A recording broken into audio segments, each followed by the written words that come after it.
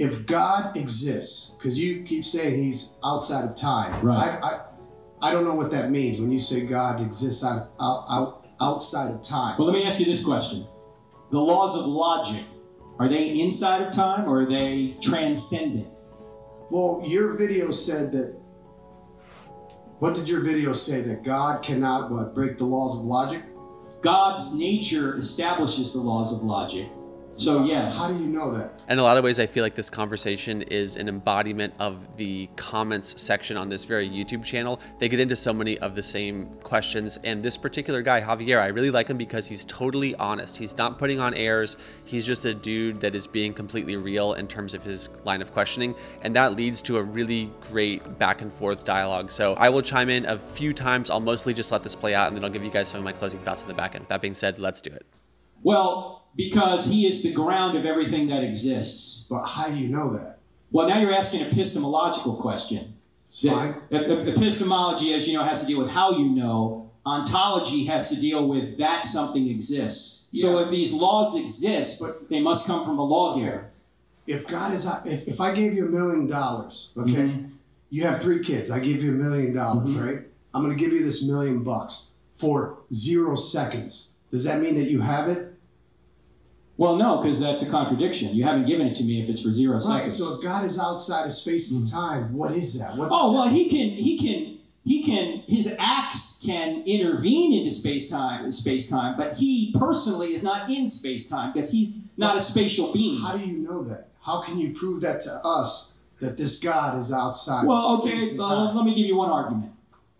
The evidence shows that space, matter, and time had a beginning. Even atheists admit this. Stephen Hawking, space, matter, and time had a beginning. In other words, the universe had a beginning.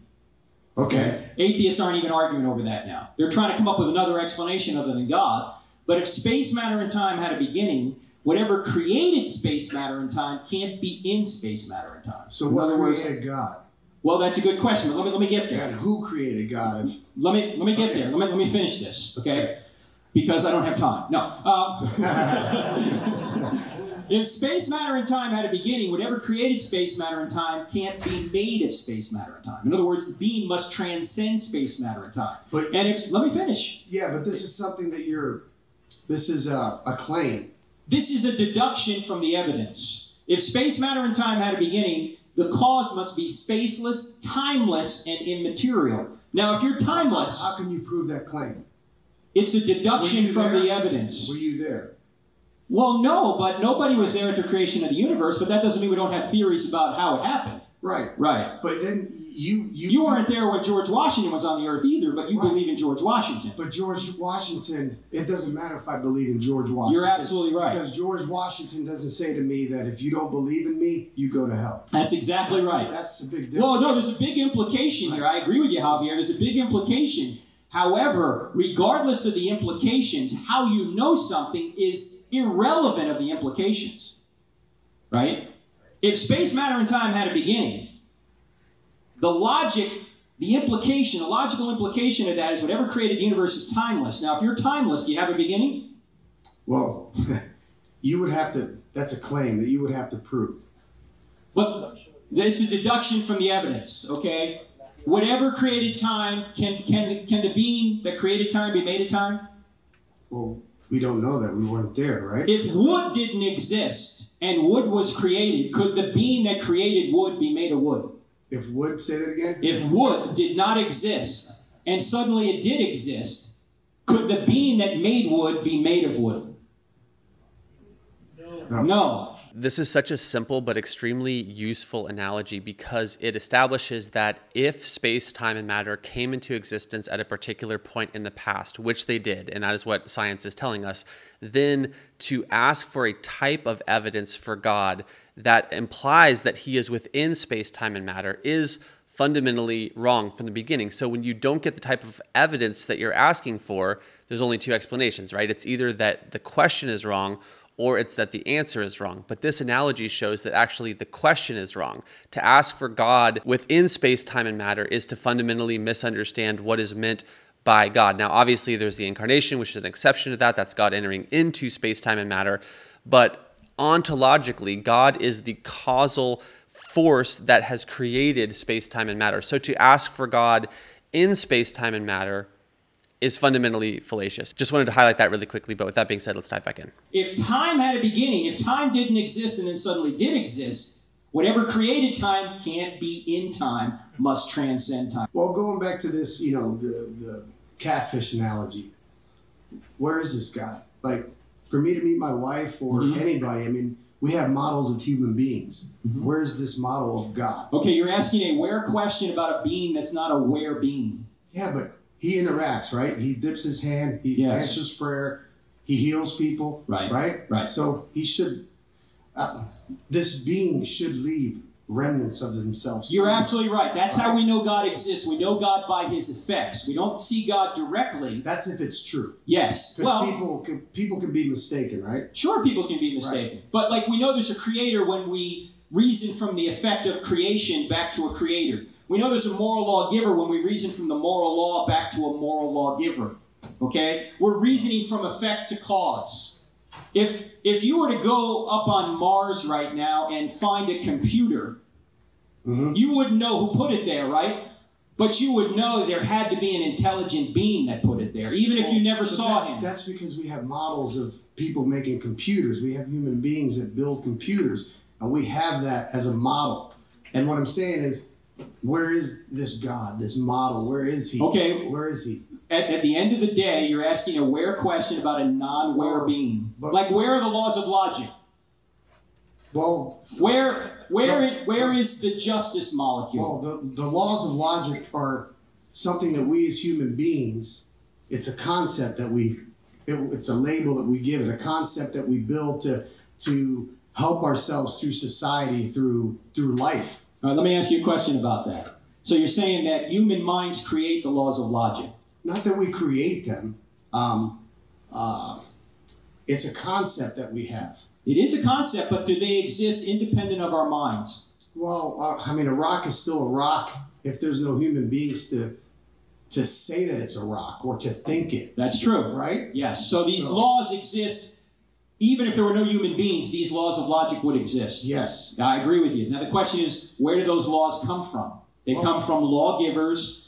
They come from a reason, logos, logic. But you're using the word laws. It's so that the word law is a word a label that we give it.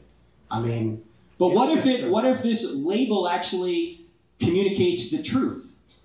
It's not just a label. What if it's the truth to say that all laws come from lawgivers? That all laws come from lawgivers? Well, I think it's we as human beings get together and we label these things. We do label them, but we could have called it something else. Right. But does it correspond to reality to say that if there's a law, there must be a lawgiver? If there was a law, well, do you know any law that exists that doesn't come from a lawgiver? The laws of logic. That's what I'm saying. They must come from a lawgiver then, because every other law we know about comes from a lawgiver. Well, we don't know that.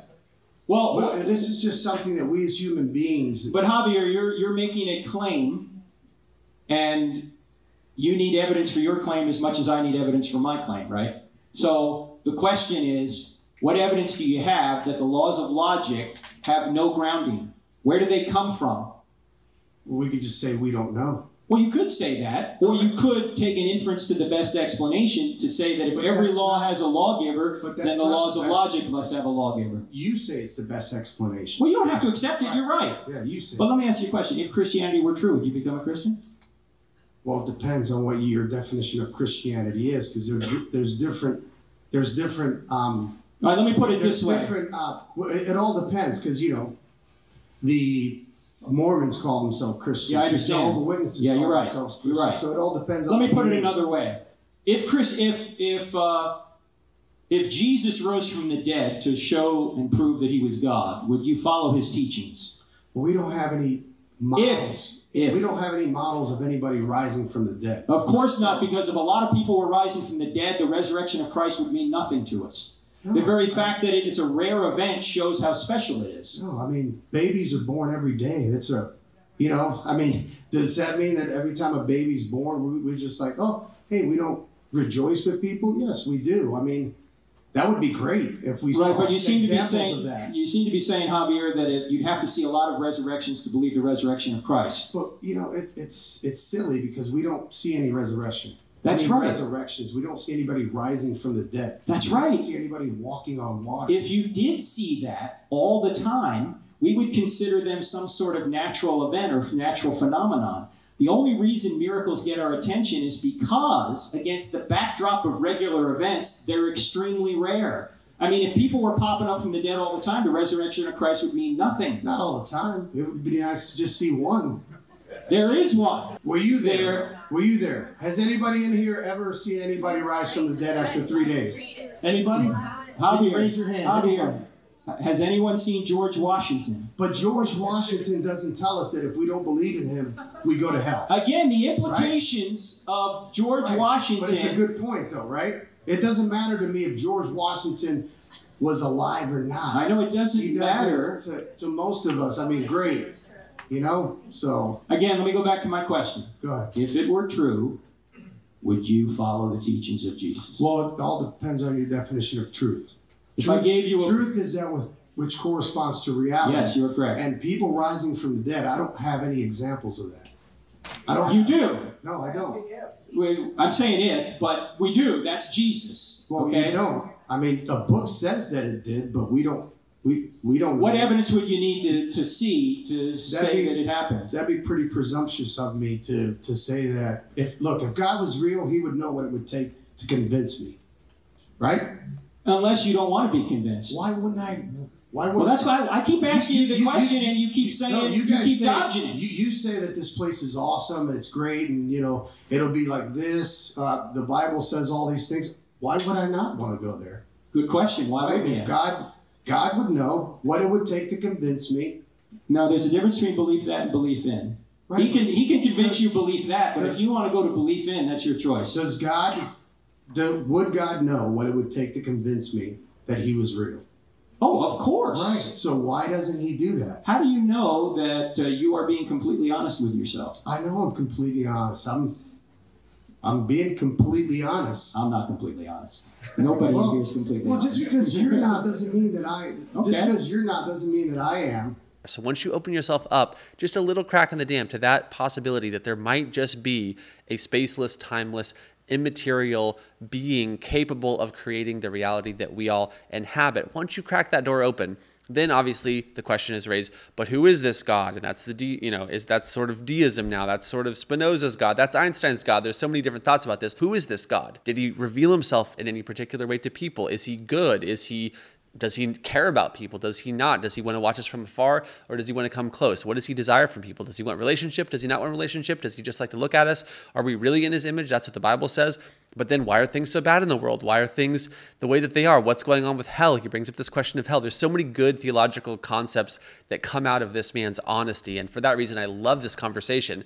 And so then you come to the question of the resurrection, which again is patently absurd if the beginning point hasn't been established that there is a God who created the first miracle, which is reality itself. But once you can acknowledge that possibility, then the resurrection becomes not only plausible, logically speaking, but it becomes extremely good news if it means that the God who created this world is actually also capable of entering into it and transcending the death that is haunting us all. Please don't just watch a video like this and click on to the next video and move forward thoughtlessly. Please actually pause and consider, and dare I say, actually take some action towards the possibility of God if you never have. Crack open a Bible if you never have. If we don't desire Him at all, He will not force Himself on us. So there's this interesting dynamic tension where God is concealed enough so as to be merciful to those who do not want Him, but He is